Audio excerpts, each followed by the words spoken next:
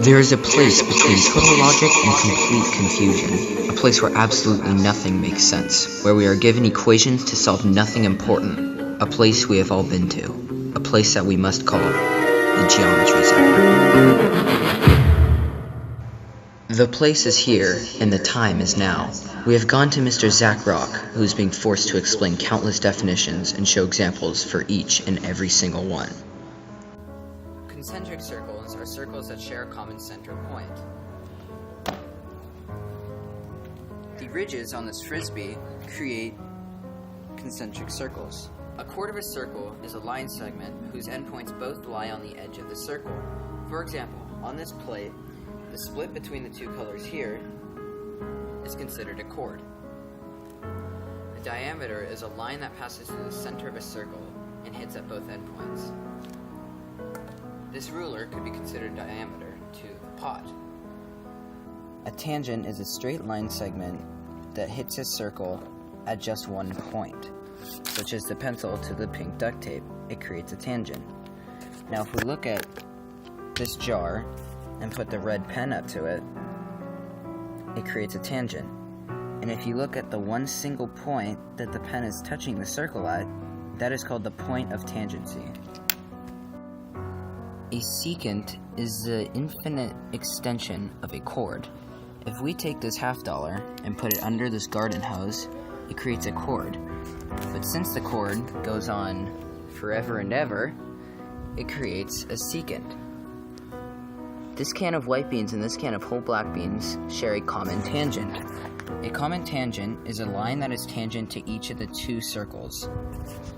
So, if you look here to here, it's a common tangent. And if you look here to here, it's another common tangent.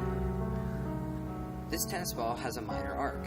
A minor arc is an arc which radians add up to less than 180 degrees. If you look closely, point A to point B create a minor arc. This clock has a major arc. A major arc is whose radians add up to greater than 180 degrees. It must contain 3 points to be a major arc.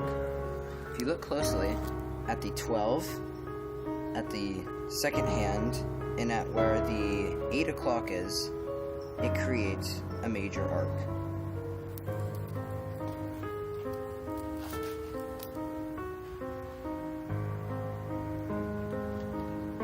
A central arc is the exact same measurement of the minor or major arc it's measuring. For example, on this wheelchair, the spokes of the wheelchair, let's just say, are 25 degrees.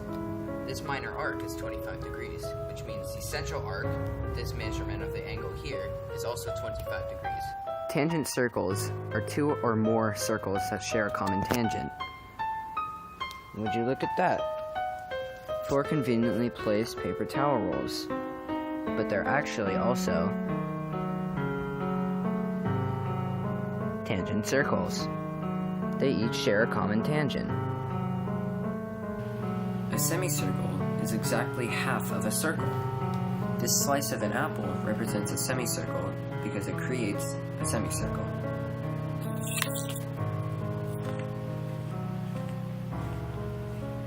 A radius is a line segment leading from the center of a circle to the outside of a circle. If we light this candle, since the wick is in the middle, and if you hold the flame up like this, once it hits the glass, it creates a radius. And now we jump to Kate Bowman in modern times, where she's being forced to explain application problems. We are going to apply Theorem 10.1 and Theorem 10.2 to a real-life, real lacrosse game scenario. We want to find the distance from where the draw is taken to either of the two players standing on the circle to where the goalie is standing. So in order to do this, we need to find what the theorems mean. Theorem 10.1 states that in a plane, a line is tangent to a circle if and only if the line is perpendicular to a radius of the circle at its endpoint on the circle.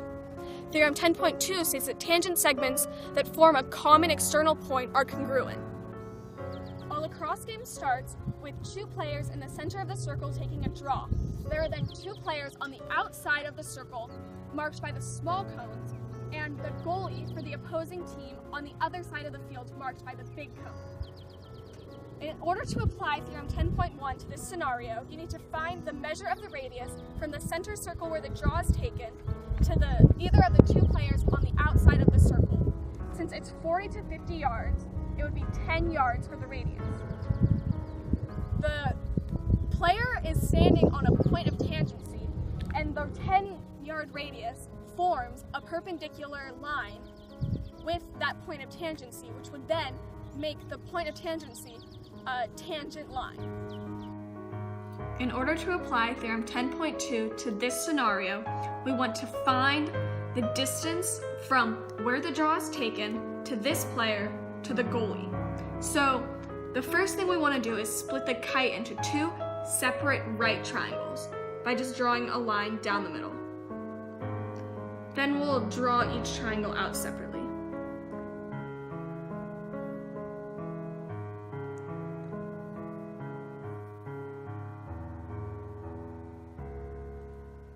So we know that the radius on the circle is 10, so we would know that these two sides are equal to 10.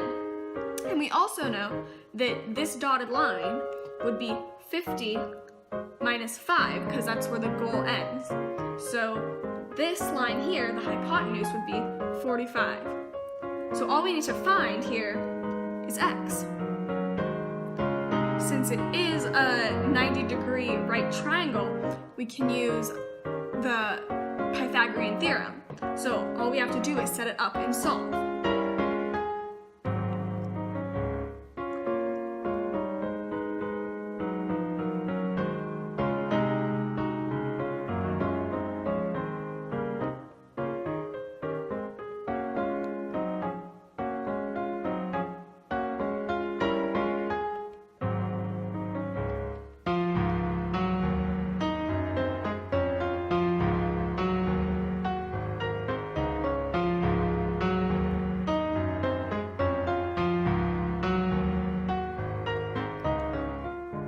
So we know now that x equals 43.87, but don't forget we also need to add in the radius to find the total length. So the answer would be 43.87 plus 10, which would equal 53.87 yards.